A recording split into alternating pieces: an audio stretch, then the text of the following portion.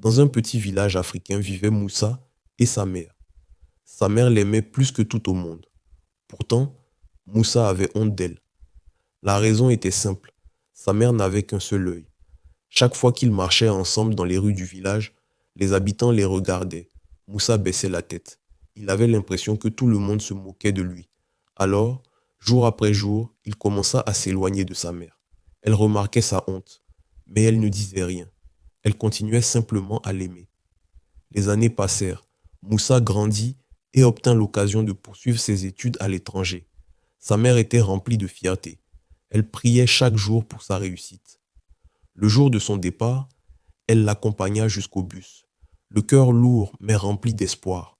Moussa monta dans le véhicule et sans se retourner, il partit. Au fil des années, il réussit brillamment. Il termina ses études, trouva un excellent travail, puis créa sa propre entreprise. Le succès arriva rapidement, l'argent aussi. Très vite, Moussa devint riche. Il acheta une immense villa, des voitures de luxe, des vêtements coûteux, puis il rencontra une femme qui l'épousa. Quelques années plus tard, ils eurent deux magnifiques enfants. Sa vie semblait parfaite, mais au milieu de cette réussite, il avait oublié une personne, sa mère. Il ne parlait jamais d'elle, jamais, comme s'il avait effacé son existence. Pendant ce temps, dans son petit village, sa mère vieillissait. Ses cheveux devenaient gris, son corps devenait plus faible. Mais son amour pour son fils restait intact. Chaque fois qu'on lui parlait de Moussa, son visage s'illuminait. Elle répétait toujours: Mon fils a réussi. Un jour, poussée par le désir de revoir son enfant, elle décida de lui rendre visite. Après un long voyage, elle arriva devant l'immense maison de Moussa. Elle regardait la villa avec émotion. Tous ses sacrifices avaient porté leurs fruits. Son fils était devenu quelqu'un. Elle sonna au portail. Quelques instants plus tard, Moussa arriva.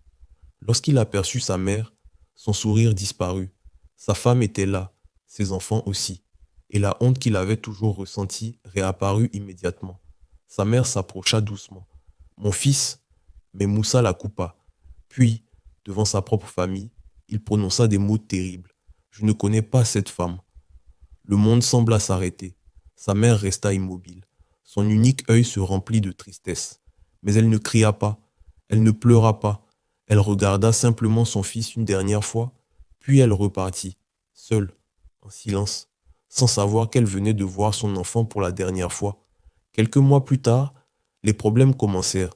Les affaires de Moussa chutèrent, les clients partirent, les contrats furent annulés.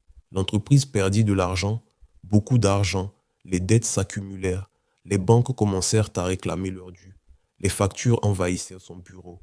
La peur entra dans sa vie. À la maison, les disputes se multiplièrent. Sa femme ne supportait plus la situation. Le luxe avait disparu, le confort aussi. Puis un jour, elle fit ses valises. Elle prit les enfants et elle partit. Moussa resta seul, complètement seul. Quelques semaines plus tard, les autorités saisirent sa maison. Ses meubles furent emportés, ses voitures vendues. Tout ce qu'il possédait disparut. L'homme riche d'autrefois vivait désormais dans une petite chambre délabrée. Ses amis avaient disparu.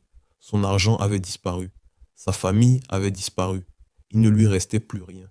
C'est alors qu'il repensa à sa mère. Pour la première fois depuis très longtemps, il décida de retourner au village. Après plusieurs jours de voyage, il arriva enfin. Le village semblait inchangé. Mais lorsqu'il arriva devant la maison de sa mère, son cœur se serra. La porte était ouverte.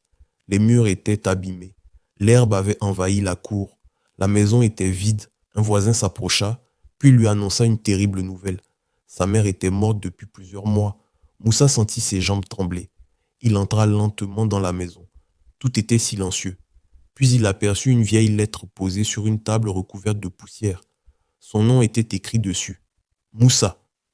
Les mains tremblantes, il ouvrit l'enveloppe et commença à lire. Mon cher fils, si tu lis cette lettre, c'est que je ne suis plus là. Je sais que toute ta vie, tu as eu honte de moi à cause de mon unique œil. Mais il y a une vérité que je ne t'ai jamais racontée. Lorsque tu étais petit, tu as été victime d'un terrible accident. Cet accident t'a fait perdre un œil. Les médecins ont essayé de te sauver, mais ils ont annoncé qu'ils ne pouvaient pas te rendre la vue. Ils disaient que tu grandirais avec un seul œil. Mon cœur s'est brisé en entendant cela. Je ne pouvais pas accepter que mon fils vive toute sa vie avec cette souffrance. Alors j'ai pris une décision. J'ai demandé au médecin de prendre mon œil pour te le donner. Oui, Moussa, l'œil avec lequel tu vois aujourd'hui le monde est le mien. Je n'ai jamais regretté ce sacrifice. Chaque fois que je te regardais, j'étais heureuse, parce qu'à travers tes yeux, je continuais moi aussi à voir le monde, même lorsque tu avais honte de moi, même lorsque tu m'as rejeté, même lorsque tu as dit ne pas me connaître. Je ne t'en ai jamais voulu, parce qu'une mère n'arrête jamais d'aimer son enfant. Mon seul souhait est que tu sois heureux. Je t'aime, ta maman. Le lendemain, il se rendit au cimetière du village. Sous un immense baobab se trouvait la tombe de sa mère.